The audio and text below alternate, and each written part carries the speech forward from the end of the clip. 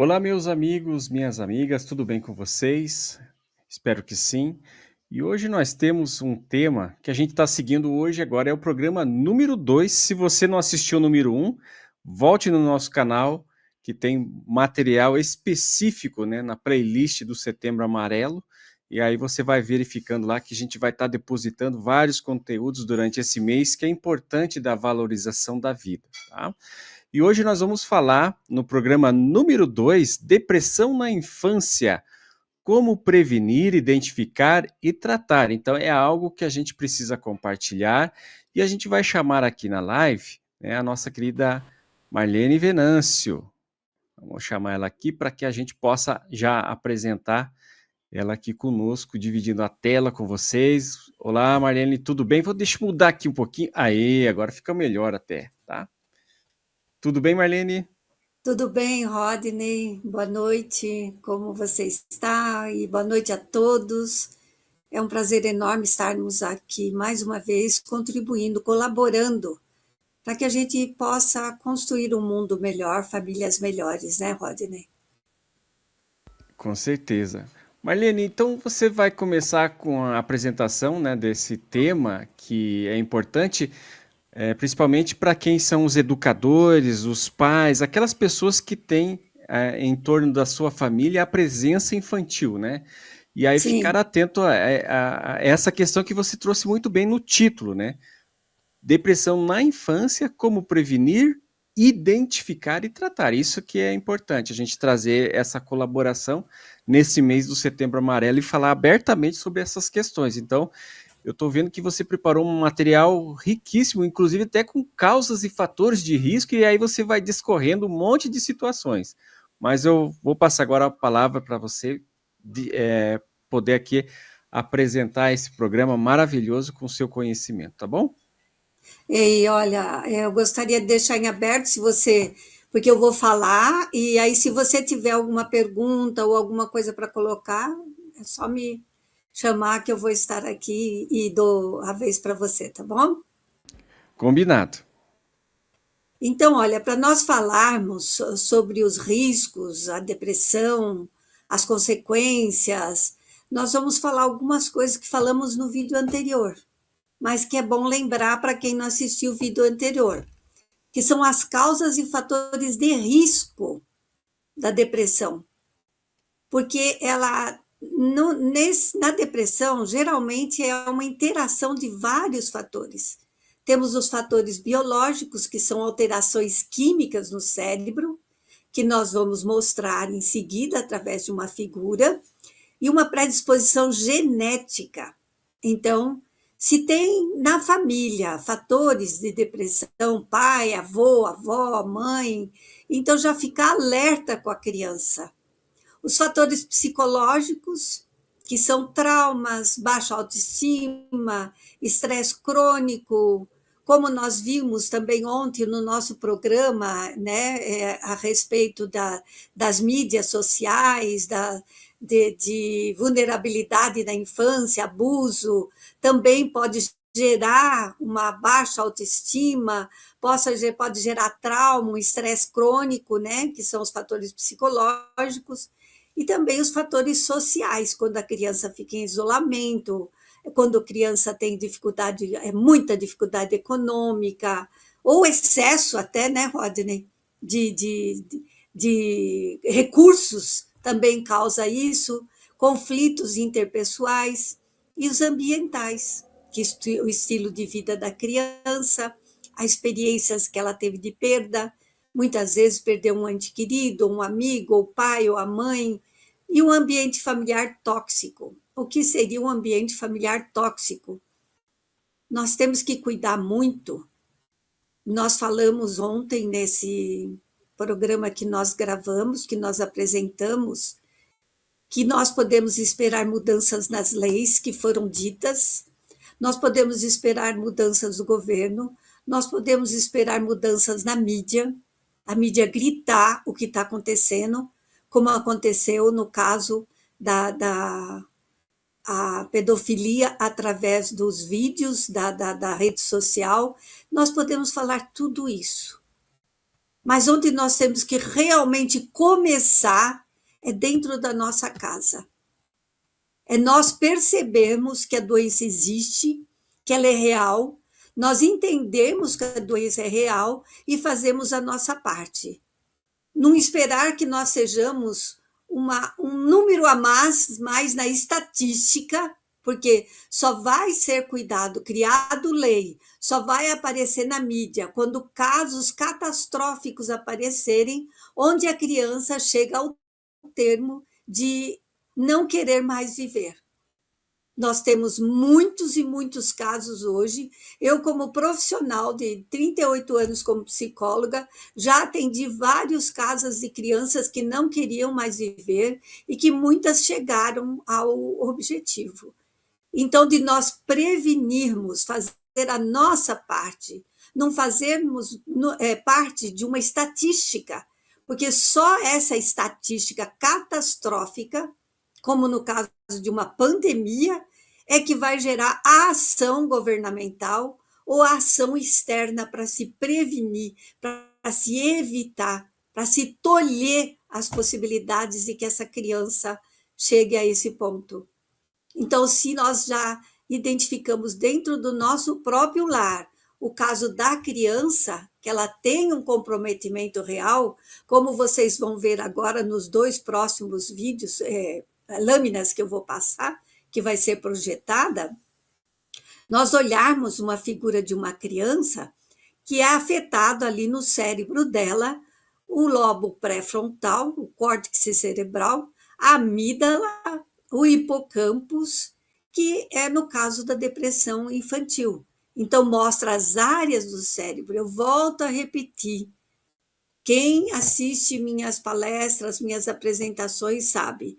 Se nós tratamos um coração, um estômago, um pulmão, um pâncreas, se nós tratamos todos os órgãos do nosso corpo com tanto dedicação, porque sabemos da doença existente, nós temos que tomar consciência que o cérebro também é um órgão que adoece.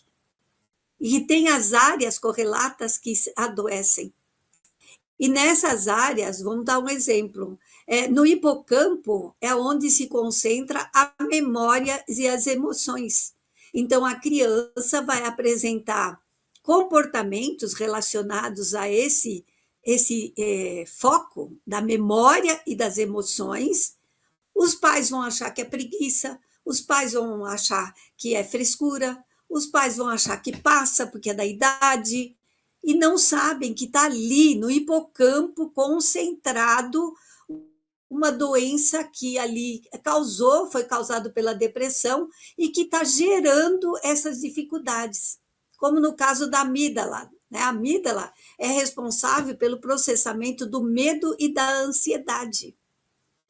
Então, tem que tratar a amígdala, tem que ter uma alternativa médica, psicológica, espiritual, para que se trate essa criança e trate esse órgão desse cérebro, para que a criança tenha uma oportunidade de voltar a ser uma criança normal e não ter comprometimentos futuros, porque se nós tratarmos precocemente, nós estamos prevenindo, principalmente a partir da pré-adolescência, quando os hormônios começam a se manifestar, a menina tem rompantes piores que os das mães, e ninguém sabe lidar, e não sabe o quanto é a mulher que tem pré-menstrual, sabe o quanto é perturbador e descontrolador a ação dos hormônios na pré-menstruação. Agora, imagina essa menina sentindo a mesma coisa e o menino também sentindo por causa das manifestações hormonais, da alteração dele para a vida adulta, e ninguém entender, ninguém acolher, ninguém aceitar. E temos também o córtex pré-frontal, que é no controle emocional e tomada de decisão. Então, o controle emocional, esses repentes que dá na criança, ou ela fica muito irritada, muito chora demais, e muitas vezes os pais, a mãe deixa a criança chorar, chora. Não sabe que a criança não precisa de ouvir nada, a criança somente precisa ser acolhida nos braços, calma, calma, que vai passar. Vamos respirar, vai passar. A criança precisa de acolhimento nesse momento. Então, esse desequilíbrio nos neurotransmissores da serotonina, da dopamina e da noradrenalina é enlouquecedor para a criança. E nós precisamos saber disso. Nós precisamos estar a par de que isso está acontecendo e que essa criança precisa ser cuidada, observada. Lá na frente, nós vamos dar como alternativa para vocês tirarem foto ou de alguma forma pedir para a gente 2 tabelas de observação dos comportamentos da criança para vocês identificarem se há risco dela estar desenvolvendo uma depressão e já levar no médico, ou num psicólogo para uma avaliação, ou num neuroinfantil para fazer uma avaliação, ou no psiquiatra para fazer um tratamento. Gente, não tenha medo, tem um tratamento específico para a criança, que o médico, só o médico sabe como lidar, que vai tomar durante um tempo. Se esse processo medicamentoso é acompanhado do processo terapêutico, espiritual de preferência, cada um na sua religião, saúde e espiritualidade, essa criança já está gritando pelo alicerce, pela base dela, que é a autoconfiança, a segurança, a fé. Então, não importa a fé que vocês professem, é estar levando a criança na evangelização, na escola dominical, na catequese, não importa, mas dá uma base para a criança de que ela tem algo que ela pode se apegar. Então, todos esses recursos juntos podem determinar a cura da depressão da criança e ela não levar isso para a vida, para a adolescência, que é muito mais perturbador, e para a vida adulta, que vai fazer da pessoa, muitas vezes, um robô que não sabe como viver na vida dela. Então, nós vamos ver lá, nós já vimos o córtex pré-frontal, lembra, o hipocampo, a amígdala, né, o hipotálamo, e tem os circuitos de recompensa também, que é a menor ativação, pode gerar dificuldade em sentir prazer e motivação. A criança fica apática, desmotivada, não quer brincar, não quer se relacionar. Então, o que nós chegamos à conclusão, gente? A depressão infantil, ela altera a regulação emocional, ela altera a memória, ela altera a resposta ao estresse e a motivação. E vai impactar no desenvolvimento cognitivo e social da criança. A criança não vai ser uma criança cheia de vida, curiosa, mesmo porque até o celular, a mídia nas mãos das crianças, está desenvolvendo essa depressão, essa apatia, esse desenvolvimento cognitivo. Então, nós temos que estar de olho nisso. Eu dividi, para que fique mais fácil para vocês entenderem, os sinais que nós podemos observar da depressão da infância. Eu dividi em sinais leves, que é onde começa a se iniciar, e nós temos que pensar também, gente, a criança não vai começar a manifestar esses sintomas somente porque ela vai manifestar. Muitas vezes a nossa vida corrida, a correria em casa, a falta de tempo, a falta de atenção, a falta de afeto, a falta de carinho. Guardem uma frase: não importa a qualidade do tempo, a quantidade, não importa a quantidade do tempo que nós temos com nossos filhos, mas sim a qualidade do tempo. A gente sabe que está tudo num nível tão acelerado, então vamos criar disciplina. Disciplina, gente, disciplina, o mínimo de disciplina possível, que a criança ter horário para dormir, a criança dormir cedo.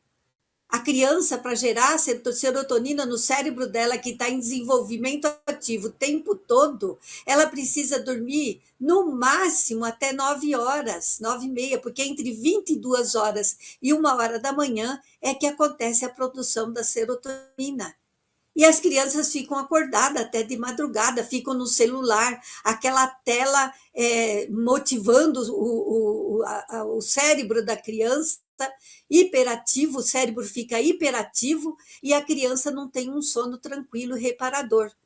Então, tudo isso nós temos que pensar. Sentem com a criança meia hora por dia, joga um joguinho, dá risada, faz um desenho, faz uma brincadeira, conversa em família, conta causos, lê um livro, meia hora. Disciplina não é difícil a partir do momento que se interaliza essa disciplina. Terminou da brincadeira, um vai tomar banho, o outro vai fazer a lição, o outro ajuda, a família inteira, eu estou dizendo. O outro vai ajudar a mãe, ou o pai vai ajudar, ou o pai vai ajudar a fazer a lição. Dividem as tarefas, que o casal vai ter um momento para si também, porque o casal vai poder ficar juntos e conversar e relaxar, porque colocou as crianças cedo na cama. As famílias estão hoje que não é mais um lar, não é uma casa mais, é um hospício, porque só grita, xinga, grita, briga, cobra, aponta, mas ninguém faz nada. Toda empresa que todos nós trabalhamos tem regras, tem disciplina, tem hierarquia. Então, por que na nossa empresa mais importante, que é o nosso lar, nós não criamos essa disciplina? Marlene, você trouxe algo muito importante para a gente, nessas reflexões profundas, porque realmente a gente tem reparado nessa questão em que eu pego o celular, né, entrego para a criança pequenininha e eu faço minhas coisas, né? Então, digamos assim, é como de eu entregar isso aqui para que ele tenha o acesso, né, já desde pequenininho, a desenhos, a vídeos que são extremamente, vou falar bem a verdade, é muito colorido, é muita informação, é piscar rápido, é umas músicas chata, né, repetitiva. Nossa, como repete refrão, refrão, refrão, refrão. E assim, um desenho que é uma gritaria só. Se a gente for bem atento e for acompanhar o que a gente está oferecendo aos nossos filhos, a gente vai entender que é conteúdo impróprio. Gente do céu! Impróprio. É uma barulheira, é uma coisa assim que é fora de série, tá? Então, foi muito bom você ter comentado nisso, tá? Isso aqui está sendo prejudicial para os adultos e principalmente para as Tá. crianças. Tá, porque a mulher geralmente fala, o homem não ajuda, não faz nada, senta no sofá, mas isso faz parte da disciplina. É combinar, olha, eu faço isso, você faz aquilo, né? E vamos, o lar vai andar. Cada um tem uma atividade. Então, se a mãe está fazendo a comida, o pai cuida da criança, ao invés de dar o celular na mão. Gente, hiperatividade celular, hiperatividade cerebral. Isso de noite, quando a criança vai dormir. Que sono essa criança vai ter? Qual a formação do cérebro dela? Então, nós temos que nos preocupar seriamente com isso, porque a gente só ouve falar de consequências, mas a gente não toma atitude para nossa disciplina, para dentro da nossa casa. A mudança vai começar a acontecer quando eu tomar uma atitude, quando eu fizer uma mudança dentro da minha casa. Tem vários vídeos, inclusive no YouTube, no celularzinho, tem vários vídeos de casos que deram certo, que teve disciplina e que o lar virou, porque a criança pede disciplina, o adolescente pede disciplina. Eu amo trabalhar com a criança, eu amo trabalhar com adolescente e amo trabalhar com dependente químico. Todos eu percebi a necessidade e a tranquilidade quando eles tinham disciplina, porque eles precisam de uma base, de um alicerce sólido que dê para eles tranquilidade. E aí eles acolhem essa regra. Pode ter algum problema de testar, né, Marlene, Rodney? Mas Marlene, eu não quis te interromper, tá? Mas é que houve um momento aí que em toda a sua fala, sua imagem teve alguns travamentos por questões da internet, tá? Então, tô te avisando agora aqui no ar, porque, digamos assim, não tem problema, gente, se travou um pouquinho a imagem, mas, assim, o conteúdo que ela está trazendo é importante, então a gente não vai cortar isso aqui, tá? A gente vai deixar do jeito que está, porque a informação dela, enquanto está lá nesse momento se regulando, né, essa questão da conexão, recuperando a conexão, eu só quero trazer o seguinte, a Marlene, no início do programa, ela estava falando sobre o programa Sobre os Fatos, Adultização na Infância e Adolescência, que está disponível em nosso canal, tá? Então, foi um programa que foi ao vivo, e é muito importante vocês assistirem esse conteúdo, né, dos riscos das redes sociais, tá? Então, a gente vai retomar aqui com a Marlene, porque eu acho que agora já equilibrou um pouco a internet dela lá, a gente vai dar continuidade. Vamos ver como é que ficou aqui agora, Marlene, pode continuar. Então, vamos retomar aqui nos sinais de depressão na infância, que eu dividi em 3 etapas, para que a gente possa entender muito bem. Os sinais leves, que são os iniciais. A criança apresenta uma tristeza frequente ou irritabilidade. A criança se irrita por qualquer coisa, chora, chora, chora. A mãe se irrita e cala a boca. E muitas vezes, sabe, deixa a criança chorar, chorar, chorar. A criança passa por um processo de dor interna e ela só precisa ser acolhida, só precisa, calma, calma, respira. E a tristeza, essa tristeza constante, tristeza que não era manifestada antes. Então, nós temos que estar de olho nesses sinais. Nós temos que ver também a desmotivação da criança em atividades que antes ela gostava. Ah, não estou com vontade, não quero. Então, eu estou percebendo, mas não dá tempo de eu me deter, porque é quase invisível. É um sinal leve. Mas se a criança está mudando, a gente tem que aprender a conhecer nossos filhos. Se a criança está, uma coisa que ela gostava muito, ela já não gosta mais, não quer saber, observa, grava, para ver se isso se repete várias vezes. Um outro sintoma, um outro sinal, pequenas mudanças no sono, no apetite. Nós podemos ver aí no sono, quando nós falamos do celular, quando nós falamos de televisão, de computador, quando nós falamos da desarmonia no lar, para que a gente crie as regras, para que a gente crie, peça a colaboração um do outro, o pai e a mãe colaborarem. Se a mãe não tem o pai ali, então ela cria uma tabela, tem vários exemplos na mídia, no celular, que nos traz muitas opções da melhoria da organização, da disciplina no lar. E a criança pede isso. A criança, o adolescente, pede isso. Eu trabalho com criança, com adolescente, com dependente químico, e eles pedem, quando eles têm a regra, quando eles têm a disciplina pré-determinada, eles seguem à risca. Leva um tempo, eles vão testar, porque eram acostumados de uma forma negativa, mas eles vão acabar entrando e isso se torna hábito. E quando a gente faz isso na infância, Rodney, a criança vai ser um adolescente, um pré-adolescente, um adolescente muito mais saudável, muito vibrado. A criança se sente segura com aquele processo, daquela disciplina. Quando acontecem também queixas físicas ocasionais, como dor de cabeça, dor de barriga, então a criança não está se encontrando com ela mesma. Então ela manifesta no físico, porque ela sabe que no físico ela se condicionou desde pequenininha, que no físico, quando ela manifesta dor, queixa física, a mãe atende. E aí a mãe fala, não, você está fazendo chantagem, você não quer ir para a escola, e aí a mãe não entende que isso pode ser já um sinal de depressão. Então, naquele quadro... Marlene, o que você falou ali, nesse finalzinho, das queixas físicas ocasionais de dor de cabeça, dor de barriga, inclusive vontade de não ir para a escola. Aí você pode ter Sim, certeza que provavelmente teu filho esteja sofrendo bullying. pode ser, exatamente, Rodney. Então, você vê que existem tantos fatores desencadeantes que a gente tem que estar ouvindo esses vídeos, sim. A gente tem que estar internalizando, não só entrar aqui e sair por aqui, porque se trata dos nossos filhos.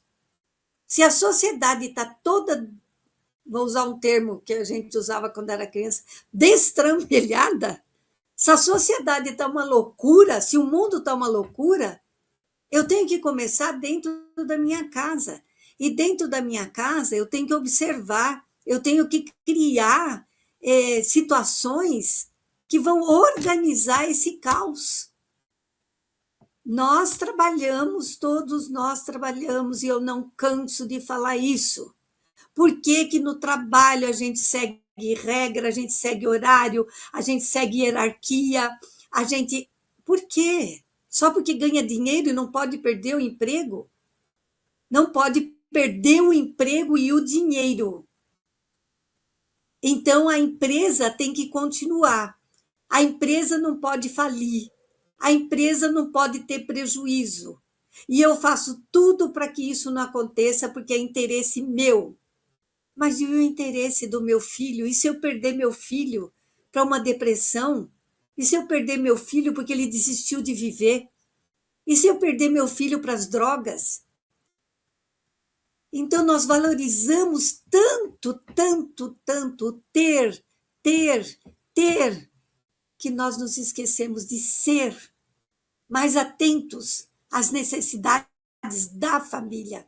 A mãe e o pai podem sentar junto e fazer essa tabela de distribuição de tarefa. A mãe, e eu não falo de forma crítica, não, gente, porque eu também aprendi muita coisa com os meus filhos. A mãe grita, grita, grita, grita, grita. Daí passa aquele momento, o filho não faz, ela vai lá e faz, berrando, gritando, xingando, fica brava. Aí daqui a pouco ela está fazendo, aí ele pede uma coisa, mãe, me dá um dinheiro para eu ir. Mãe, deixa eu ir na casa do fulano na festa do pijama. Mãe, deixa. A mãe esquece de tudo e diz sim para tudo. Ele só tem vantagens, Rodney.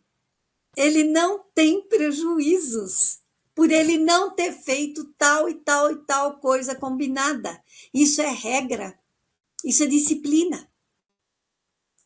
Então, nós precisamos nos atentar a cada detalhe, porque nós não podemos deixar a nossa empresa falir, a família. Vamos, então, aos sinais. Aqui também tem tecnologia e elas complicam das vezes. Aos sinais moderados. Então, os sinais moderados, que são para desencadeante da depressão, que se identifica a depressão, isolamento social, que pode acontecer o que você falou, né? Evitar os amigos, brincadeiras, evitar familiares, pode estar sofrendo bullying, pode ser uma depressão, uma baixa autoestima, pode ser o celular, sim, desde pequenininho, porque a criança não aprende a interagir, a criança não aprende a se defender, a criança não aprende a contestar, a criança não aprende a argumentar, a criança não aprende nada, porque tudo ali está aí acelerando o cérebro dela de um jeito que ela vai perder o controle de si própria em algum momento. E não tem interação social nenhuma. Então, a criança passa a desenvolver sintomas desencadeados pelo uso excessivo, muitas vezes, do celular. E criar regra, sim, gente. A gente desiste porque não quer ficar brigando o tempo todo e eles acabam ganhando a parada. Então, tal hora vai usar o celular tanto tempo, principalmente os pequenininhos. Olha, 1 hora no dia, 1 hora no máximo, os pequenos, meia hora, os pequititinhos.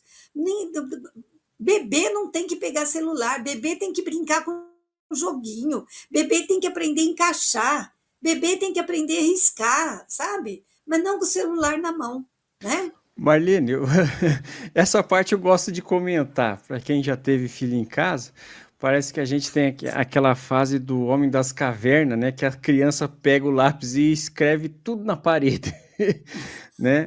E aí você pensa um pouquinho, tá certo, vai sujar a parede, tá? Mas é um processo criativo, né? Que você às vezes Mas tenta. hoje já tem produtos para Sim, limpar. sim, sim. Mas assim, eu lembro do Noah, assim, que às vezes dava essa. Acho que rememorava o tempo do Homem das Cavernas, né? E aí deixava suas marcações na parede quando teve acesso ao lápis de cor, essas coisas. Aham. E aí, assim, Então, né? É uma obra de arte, tá?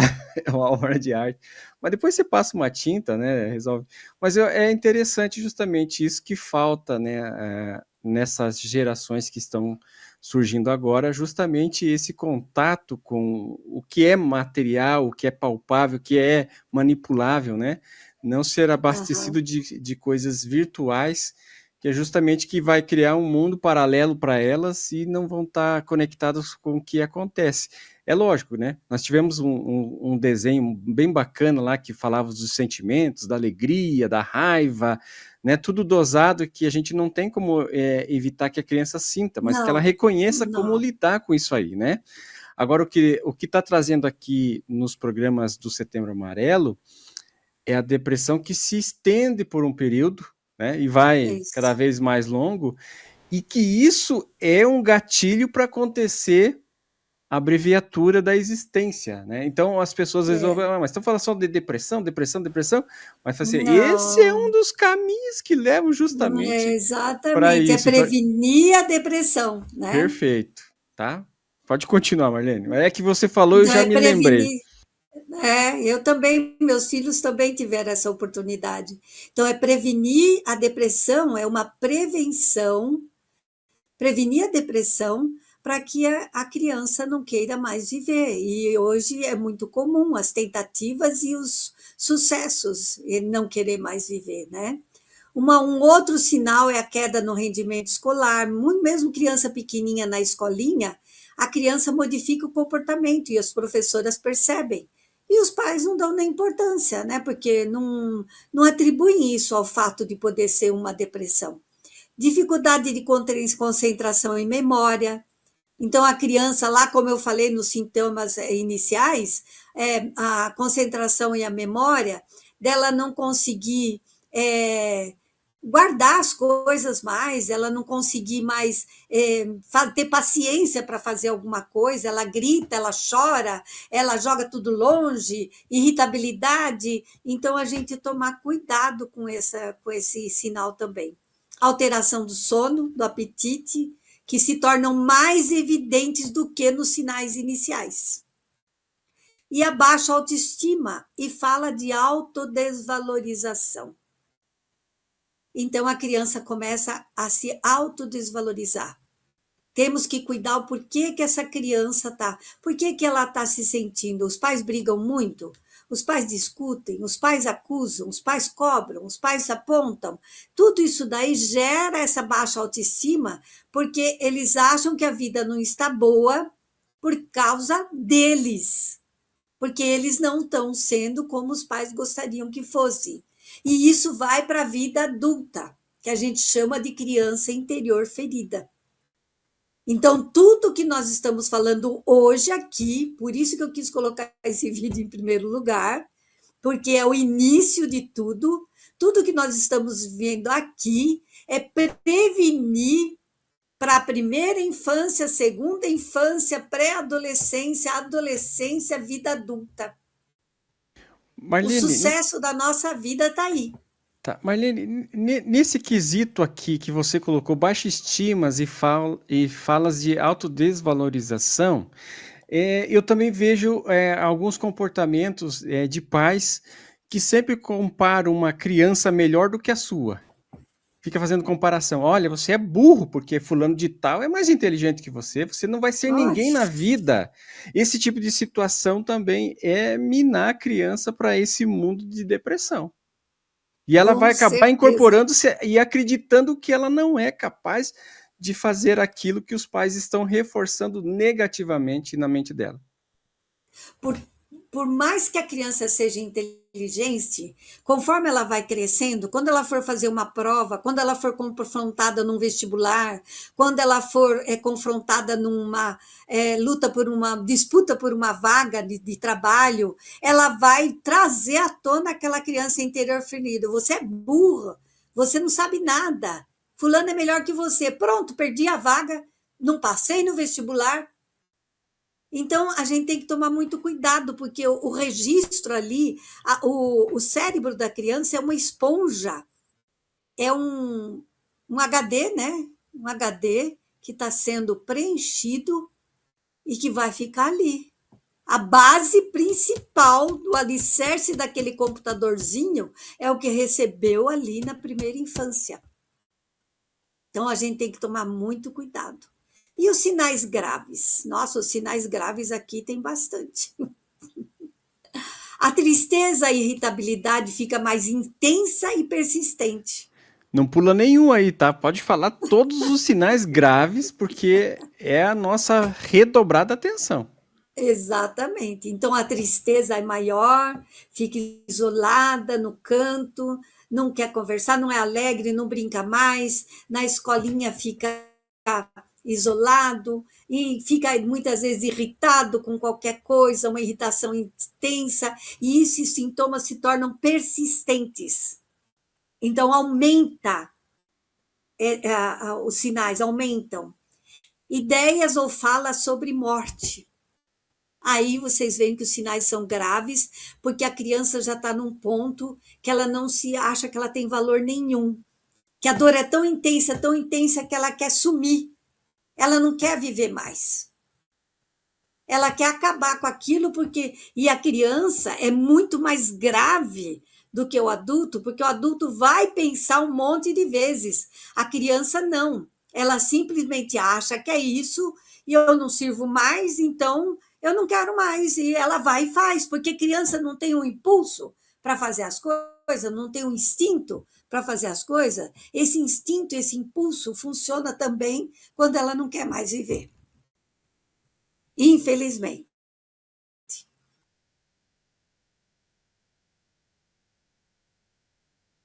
Ela pode sim, os pais não percebem, mas. Vou pedir para repetir esse pedacinho que travou aqui na nossa transmissão. Pode repetir O esse qual da. quesito.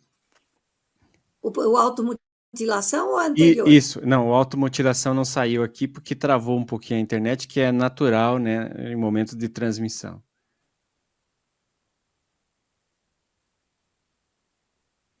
Destrutivos.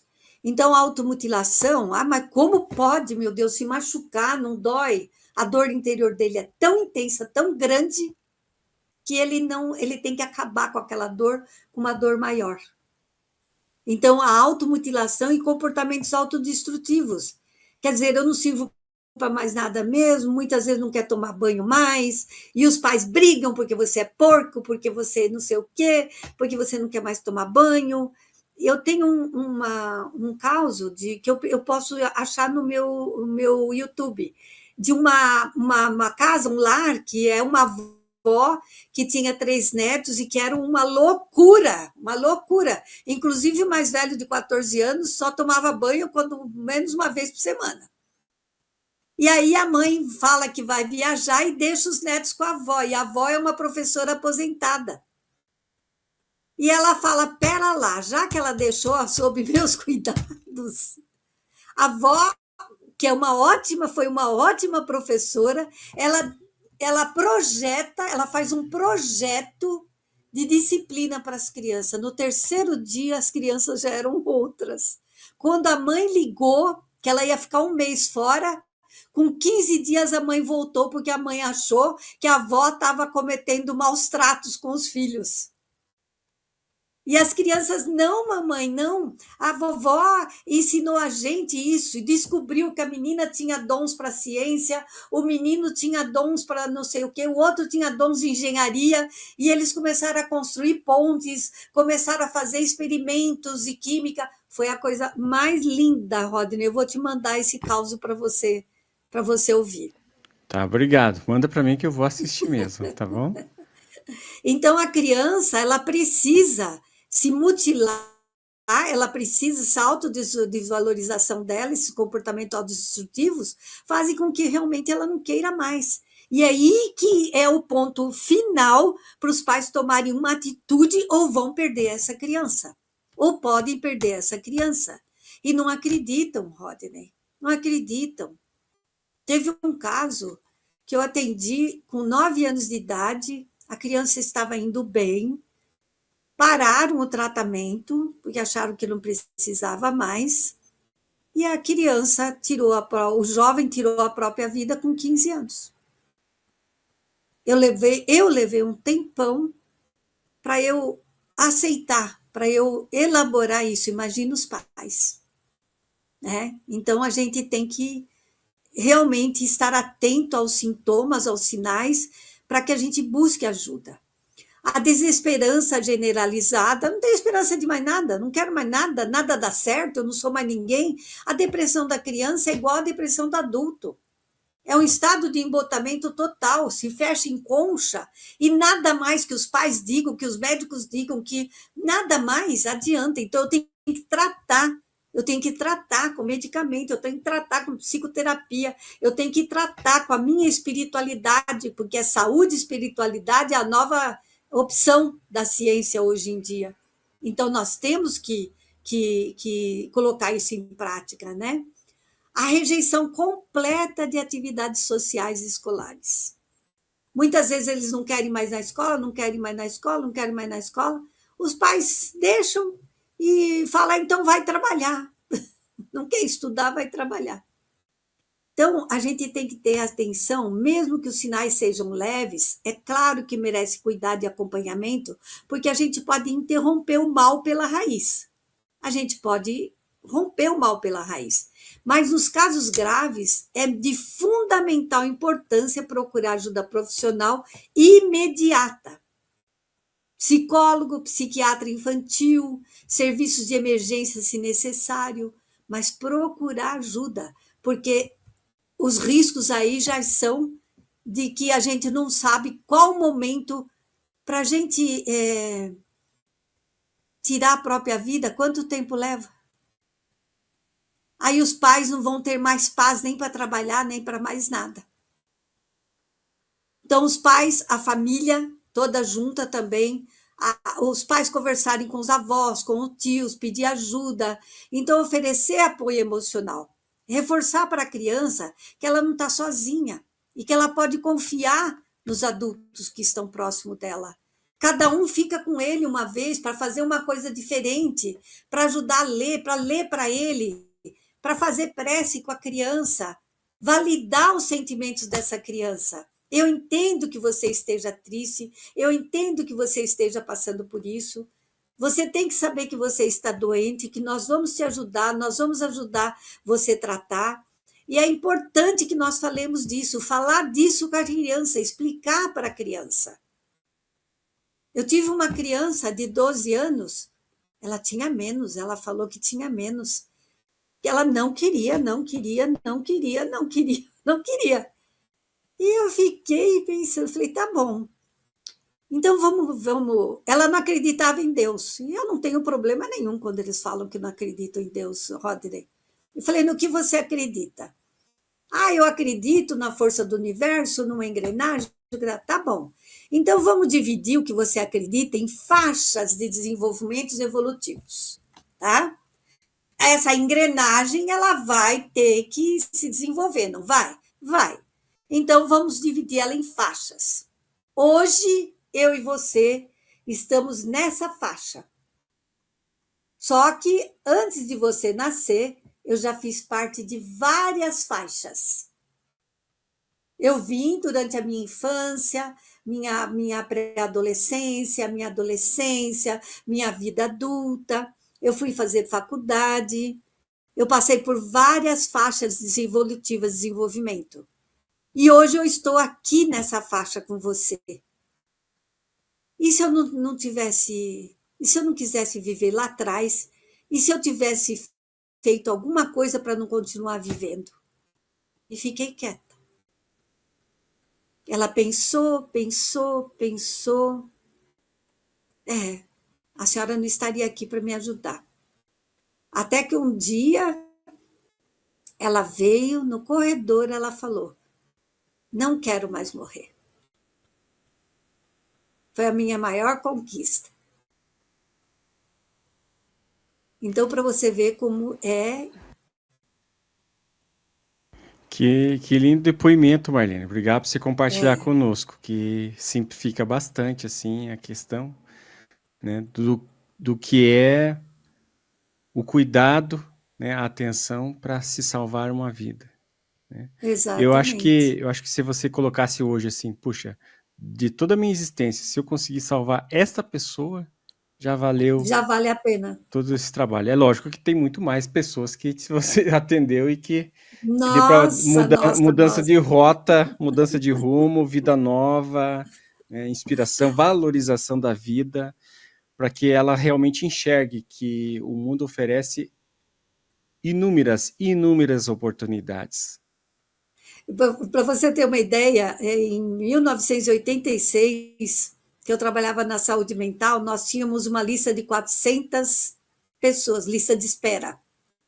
E aí eu fazia grupos, e eu fiz um grupo de depressivos, e tinha uma senhora bonita, alta, magra, sabe? Que ela não queria viver, não queria viver. E ela saía e tá bom, olha, tchau, eu não volto mais. Eu falava, tá bom. Aí eu não vou mais, não quero mais viver. Eu, tá bom, a escolha da senhora. Só que eu tinha dado um livro espírita para ela ler. Ela ficava tão brava comigo e toda semana ela voltava brava comigo. Porque você me deu aquele livro para ler? Então, a gente tem vários recursos, mas essa menina hoje está moça, eu já conversei com ela algumas vezes e falei também para ela na época: você tem uma missão aqui. Mesmo essa engrenagem, você tem um propósito de vida. E se você não vive mais a partir de agora, lá na frente essa engrenagem vai estar faltando um dente, porque você não vai estar lá para cumprir com o teu objetivo, com sua proposta. Talvez até ajudar crianças como você. E que muitas crianças não vão querer mais viver e vão conseguir isso porque você não está aqui para ajudar. E aí, como vai ser? Né? Então, oferecer esse apoio emocional, procurar ajuda profissional, psicólogo infantil, psiquiatra especializado, comunicar-se com a escola para acompanhar em conjunto com a professora, conversar pelo WhatsApp com a professora, e em casos graves, que seja o caso daqueles que têm a propósito mesmo de tirar a própria vida ou da automutilação, buscar atendimento imediato em serviços de emergência. Existem serviços apropriados para isso.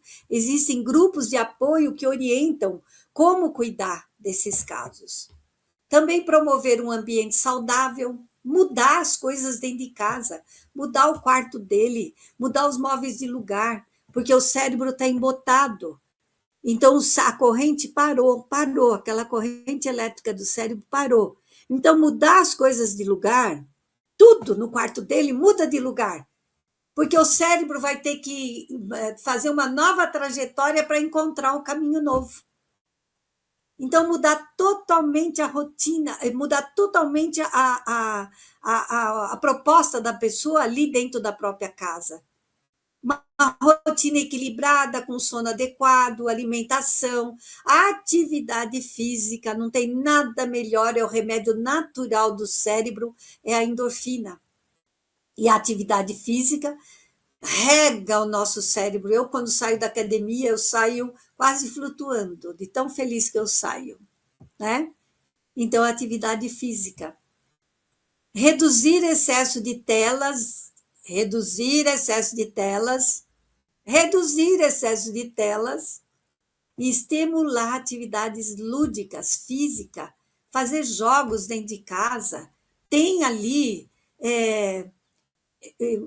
vídeos que mostram brincadeiras montadas em casa, que todo mundo brinca junto e se diverte e dá risada, e a criança fica super feliz. Lá a criança lembra que tem celular? Lembra nada. Rodney, quando uma mãe dá um celular na mão de um bebê, meu Deus, ela está assassinando o desenvolvimento cognitivo dessa criança, que ela explorar, descobrir. É difícil, mas todos nós sobrevivemos até hoje. Por que, que os de hoje não sobrevivem? A minha vida inteira, eu levantei cedo, trabalhei, estudei de noite, eu fiz cursinho com o primeiro filho na barriga, tive que parar ao oitavo mês, porque não aguentava mais. Prestei vestibular, ele tinha 4 dias, ele era hiperativo. Tive a segunda no terceiro ano da faculdade.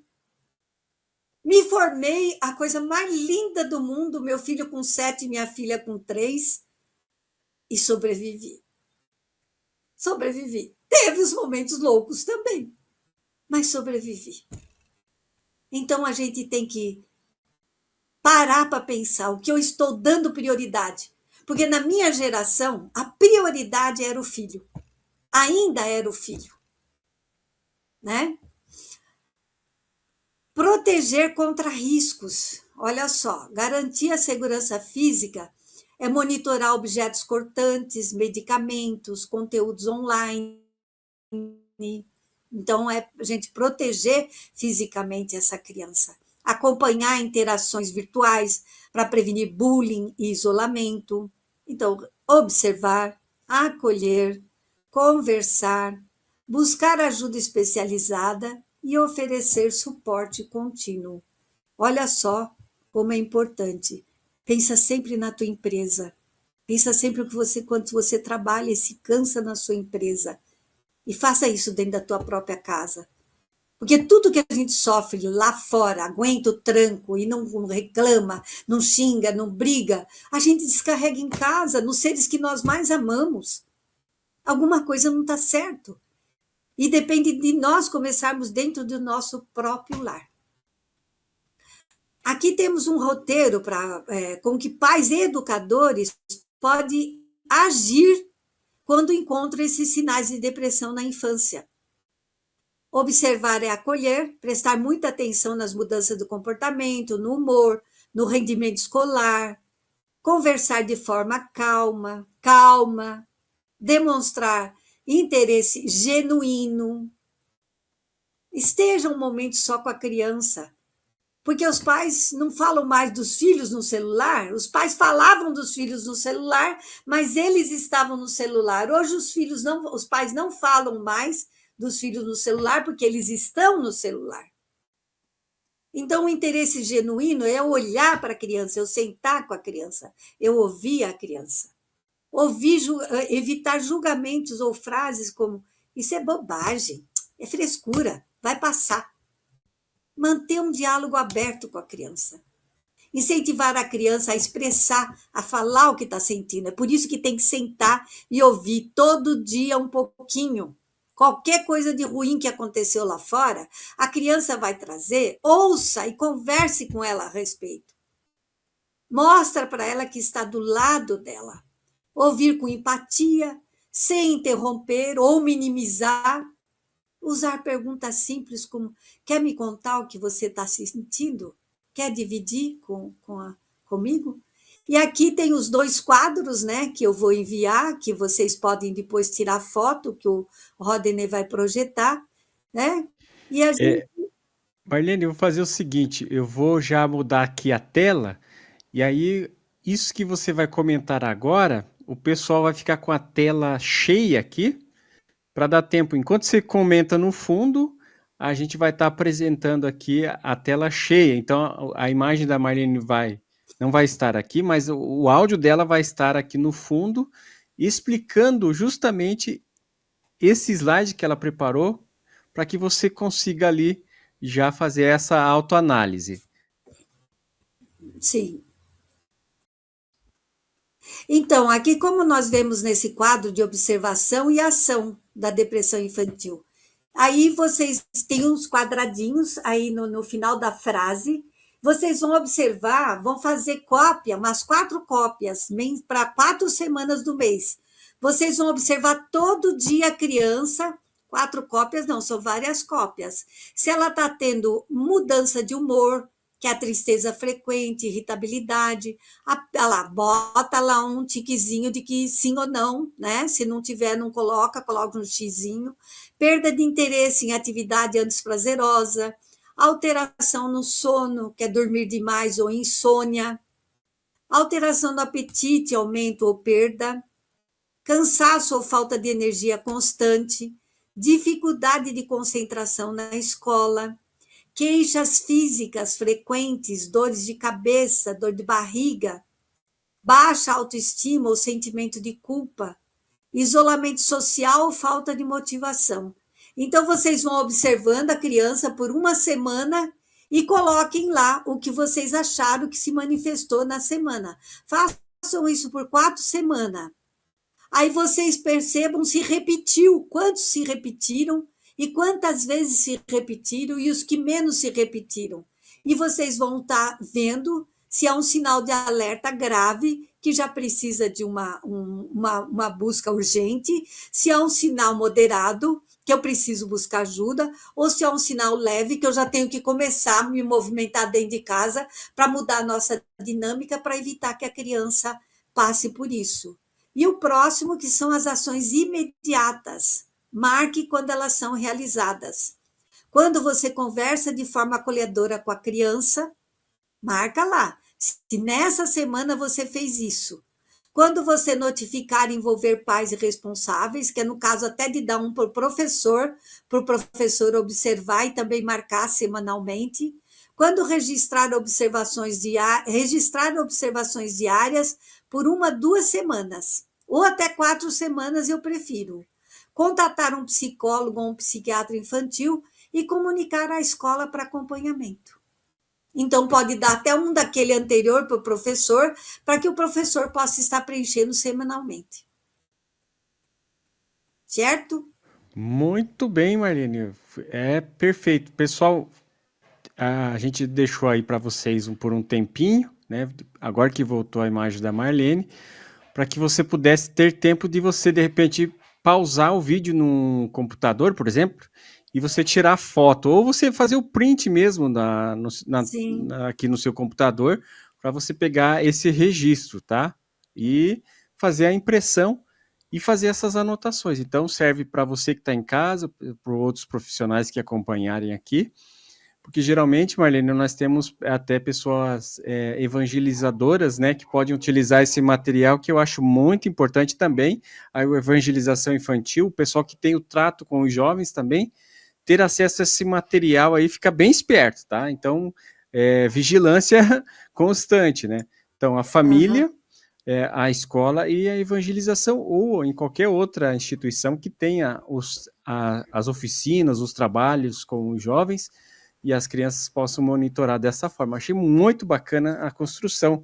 Bom, Marlene, estamos chegando ao final do programa, suas considerações finais aí, tá? Não sei se tem mais alguma coisa para concluir aqui, mas que a gente vai estar fora essa terça-feira, na próxima, são 5, né? São 5 encontros que nós estamos fazendo com o Setembro Amarelo, falando de depressão, porque ela é o caminho, tá? É a cilada que vai aparecendo nessa nossa vivência, e a gente tem que estar atento a todas essas questões para que a gente possa evitar um mal maior, que esse é o objetivo do programa. Primeiro, trazer a informação, o esclarecimento, e as soluções também são apresentadas, porque não adianta a gente só falar das causas, etc e tal, se não apresentar pelo menos algumas técnicas, e que foram muito bem exemplificadas pela Marlene. Então, suas considerações finais, Marlene, ou se você tem mais alguma coisa para concluir o tema desta noite. Olha, eu só vou colocar na visão espírita da depressão infantil, que tem repercussão no perispírito, que são heranças emocionais de vida passada, a culpa e o remorso e o desequilíbrio espiritual, e influência também de espíritos inferiores que não querem que essa criança, que esse jovem siga em frente. E Allan Kardec nos diz que as dores morais, elas são provas escolhidas pelo espírito para apressar o progresso. Então, nós temos um comprometimento com essa criança, com a oração, com a meditação, com o evangelho no lar, com a caridade, com a reforma íntima, né? Então, nós tomarmos cuidado com a influência desses obsessores que querem pegar nossas crianças para evitar a evolução delas, né? E dizer que a dor tem significado. Ela tem um significado. A depressão pode ser como despertar interior. E a reencarnação é uma oportunidade de recomeço. Então, nós temos que ver tudo isso e ver que tudo passa, que Deus está conosco, que a gente é luz e que nós temos que continuar, confiar. E que esses pais se voltem para esses seres que mais amam na vida, porque eles são o nosso futuro. E nós acreditamos na reencarnação, né, Rodney? Então, a gente vai voltar, e o que nós deixarmos de legado é o que nós vamos receber. Então, eu gostaria de agradecer a oportunidade. A minha vida inteira é dedicada à família, à proteção, ao amparo e à prevenção na criança, quanto a não querer viver, quanto a drogas, quanto a não querer levar em frente a termo uma gestação não desejada. Minha proposta de vida é essa, e eu sou muito feliz de estar fazendo minha parte aqui hoje. Muito obrigada pelo convite, Rodney. Eu que agradeço a sua disponibilidade, né? Então, Marlene Venâncio participando aqui conosco, né, desse especial do Setembro Amarelo. Por isso que a gente até reduziu um pouco a nossa presença aqui dentro da tela, para que você esteja tendo esse olhar justamente que até a natureza nos contempla, né, contempla com flores, árvores, com as cores amarelas, né, mostrando que há vida. Então, assim, os ipês amarelos estão por aí, todos floridos. Então, a própria natureza já se encarrega de dar essa sinalização da valorização da vida. E é lógico, nós temos que fazer o nosso papel de fazer a divulgação, de trazer a informação da melhor forma possível. E é lógico, gente, né? É uma chamada de atenção que a gente precisa conversar sobre esses temas, mas com essa leveza, né, trazendo soluções e os encaminhamentos. Então, muito obrigado, Marlene, que daqui a pouco já vai ter que sair daqui da live para fazer atendimentos online, né, porque hoje em dia agora ficou mais fácil os atendimentos online. Então, pessoal, precisando, pode entrar em contato com a gente também pelo WhatsApp, manda sua mensagem lá, sua pergunta, tá? Se não quer expor alguma situação aqui, a gente vai poder responder nos próximos programas, tá ok? Então, toda terça-feira, às 20 horas, a gente está trazendo para vocês o Setembro Amarelo, a valorização da vida. E a valorização da vida é adquirir conhecimentos, orientações e esclarecimento e colocar em prática aquilo que nós estamos aprendendo e principalmente, Marlene, né? Não adianta o conteúdo ficar só para mim, eu encaminho para quem precisa. Geralmente vai cair em alguma família que está passando por uma situação ou se tiver desatento, vai ficar mais atento a partir de agora para diante. Precisando, gente, visite o nosso site, procura lá, que já tem o vídeo número 1, tá? Setembro Amarelo número 1.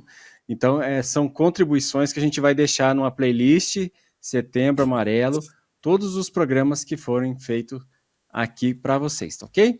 Grande abraço e até a próxima. Tchau, tchau, Marlene. Até a próxima. Tchau, Rodney. Obrigada.